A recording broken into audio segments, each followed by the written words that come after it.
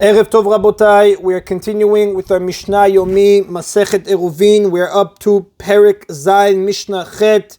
Today's Mishnayot should be Le'ilun Nishmat, Neria ben Svetlana, Ranbai ben Eliyahu ben Burcha Israelov, Menuchatam beGan Eden, Amen. The Mishnah specifies the minimum amount of food required for a Shitufei Mevo'ot, Kama hu shiuro, how much food is required for a Shituf, Bizman shen merubin, when there are many residents, which the commentators explain is 18 or more. Now this number includes only the homeowners. It does not include the other people who live in the houses. Mazon shte seudot lechulam, the amount of food eaten by a single person in 2 meals, which is equal to the volume of 18 dried figs, the Rav explains. This satisfies the requirement for the entire group. Since the shituf as a whole contains a significant amount, it is valid, even though each resident's personal portion is small. Bizman shen muatin, but when there are few residents, which is fewer than 18, kagirogeret laotzat shabbat lechol echad ve'echad, each resident must contribute a portion of food equal to the volume of a dried fig, which is the minimum amount of food for which one is liable for carrying on Shabbat. Since each individual contributes a significant amount, the shituf is valid, even though the shituf as a whole contains less than the amount of 2 meals. And the Tefillat Yisrael explains, since this amount of food makes a person liable for carrying on Shabbat, it is also significant enough to serve as each person's contribution to permit carrying on Shabbat between houses and alleys. In short, the Mishnah teaches that there are 2 measurements of food that are sufficient to make a shituf. Number 1, the entire group contributes enough to the total, the volume of 2 meals. Or number 2, each individual resident contributes the volume of a dried fig. If there are fewer than 18 people, each one must give the volume of a fig. If there are more than 18 people, each person must contribute enough so that all the food together equals the volume of 2 meals. And that is the end of Mishnah Chet.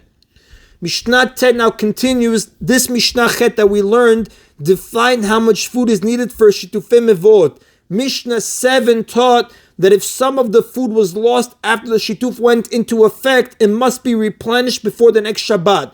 Although neither of these Mishnahs mentioned Eruvei Chatzerot explicitly, these rules apply to Eruvei Chatzerot as well. Rabbi Yossi takes exception to one of these rules for Eruvei Chatzerot, and this is what we're going to discuss in Mishnah Tet. Amar Rabbi Yossi said, B'mei dvarim amurim, when do these minimum amounts apply regarding an Eruv? B'tchilat Eruv, only to the beginning of the Eruv, which is only when the Eruv first goes into effect. Aval, b'she'arei Eruv kolshu, but as for the remainder of an Eruv, meaning that once, as for the remainder of an Eruv that once had the full amount of food, and some was then lost, even if a small portion remains, it is enough. It does not need to be replenished for the upcoming Shabbat. And the commentators explain Rabbi Yossi disagrees with the Tana of Mishnah 7 and 8. That Tana holds that all shitufs and eruvs must be replenished the required amount before the next Shabbat begins.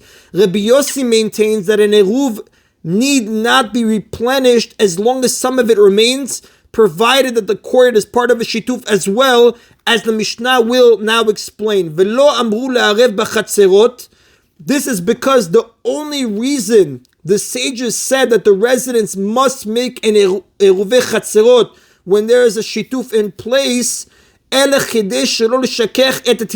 was that so their children should not forget the law of eruvei chatzerot. And the commentaries explain, a shitufei mevo'ot permits carrying between the courtyards and their houses, as well as between the courtyard and the alley, since it joins all the residents of all the courtyards in one unit. But again, the sages required the residents to make an eruvei chatzerot even when there is a shituf in place, so that their children should not forget the law of eruvei chatzerot. Since the shituf is kept in only one courtyard, the children who live in the other courtyards might not be aware of the shituf at all, and might grow up assuming that carrying between houses and a courtyard is permitted without any procedure, either an eruv or a shituf. Therefore, although the sages required an eruv even when there is a shituf, they were lenient with that eruv and considered it valid even after the amount of food was diminished. Therefore, Rabbi Yossi's leniency is only with regard to an eruv that is made in addition to a shituf. It does not apply to an eruv that is made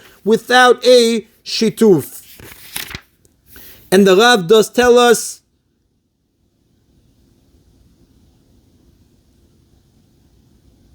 Ve'afal gav, and even though the tama de me'arvin eruvei chatzerot lachash nishtatefu b'mavoy, that the reason the sages require the residents to make an eruvei chatzerot even after there is a shituf in place, even though that's havik kedosh lo tishakach torat eruv min hatanokot, that the law of eruv should not be forgotten amongst the children. Mikom makom, nevertheless, en halacha ki Rabbi Yossi b'shirei eruv. The halacha does not follow Rabbi Yossi regarding the remainder of an eruv de lo makilin and bekulehai, because the sages did not want to be too lenient. Although they were already lenient to some regard, they did not want to be too lenient regarding the laws of an eruv, and therefore the halacha does not follow Rabbi Yossi. The halacha follows the Tanaim, the Tana of Mishnayot 7 and 8, and that is in Rabotai of today's Mishna Yomi. Baruch Adonai Leolam, Amen v'Amen.